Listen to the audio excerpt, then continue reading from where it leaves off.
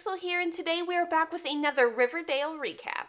Today I am recapping Season 2, Episode 13, which is the last episode before the show took an Olympic break. Per usual, this video is going to contain a bunch of spoilers, so here is your spoiler warning. First, let's talk about what's going on with Cheryl Blossom. She's not in the episode very long, but her role is very important. She finds out that Hal Cooper is actually seeing her mother, Penelope, and from the previous episode, we know that Penelope is taking on clients. Well, Cheryl goes to her mother about seeing Hal when she knows that Hal has a family. Her mother lets her know that Hal is not a client and instead is someone that she actually likes.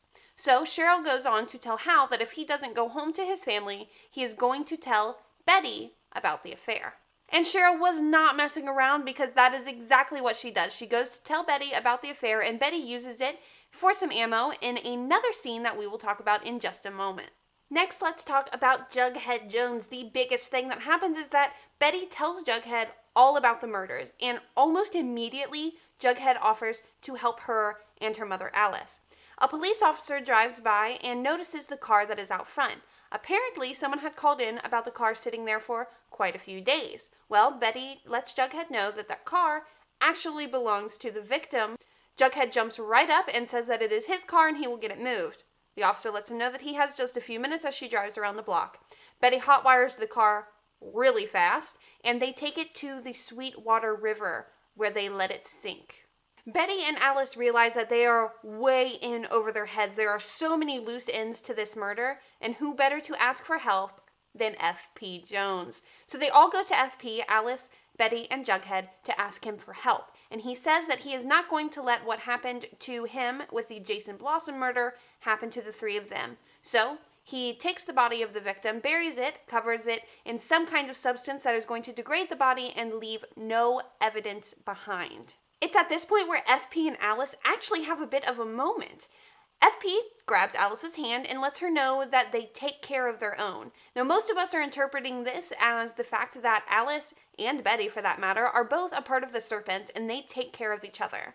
But what this also could mean is that he takes care of his own, as in his own son, because there is a huge theory that I subscribe to that FP is actually the father of Chick. That is why Hal hates Chick so much and why FP is so willing to help Alice and help his son cover up this murder. Now, on to what Archie Andrews is getting up to.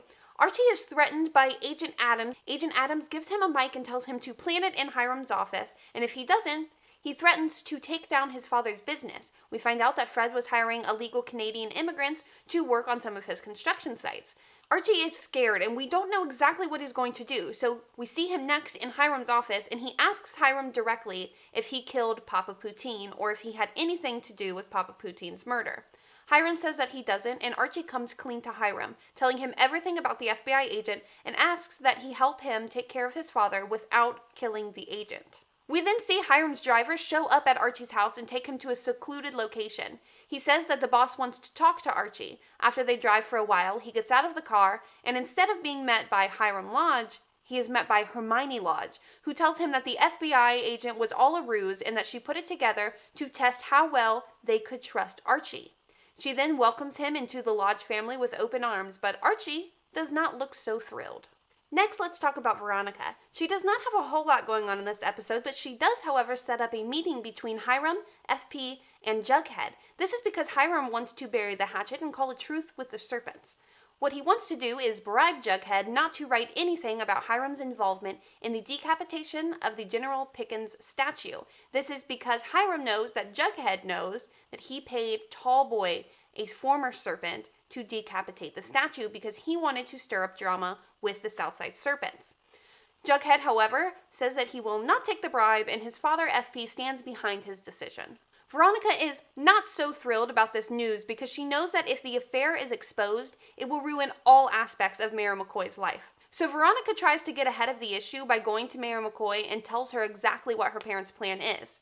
This leads to Mayor McCoy resigning and saying that she will return to doing law and taking a step back from her political game. This then leads Hiram and Hermione to ask Veronica if she had any involvement. Veronica directly lies to her parents, saying that she had nothing to do with it. Next, we are on to the Cooper family. Like I said before when talking about Jughead, Betty decided to tell Jughead and FP about the murders, and they help her take care of it. But before this, she goes back to the body in broad daylight to see if the victim can be seen by the road, which he can't, but however, she walks up to the body anyways and takes the body's cell phone. She then starts calling contacts in the list, trying to find out who this guy may have been. It becomes very apparent that this guy was a drug dealer, and despite how mad she is at Chick for lying about who this guy is, she continues to try to help him. She is going a little bit crazy, seeing things, hearing things, and kind of having delusions about someone finding out what happened. When Betty finds out that her father is having an affair with Penelope Blossom, she uses this against him. Hal shows up at the house while Betty is at school and Alice is out at work.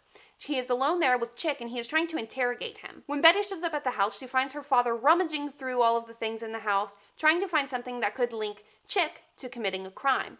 And then we see Chick basically having a breakdown in the corner. Betty then tells her father that she will expose his affair if he doesn't leave. So he does end up leaving the house. The episode ends with Chick cutting Hal out of all of their family pictures. Despite Chick not being in the pictures, he's still taking the time to cut Hal out of each one of them and only leaving Alice, Betty, and Polly. I think that about wraps up all of the things that happened in Season 2, Episode 13 of Riverdale. Let me know down below in the comments, what do you think is going to happen with Chick? Do you think that he's going to kill Hal? Do you think that he is going to run away? Or do you think that he may be a long-term character on the show? Until next time, I'm Pixels, and I hope to catch you on my next video.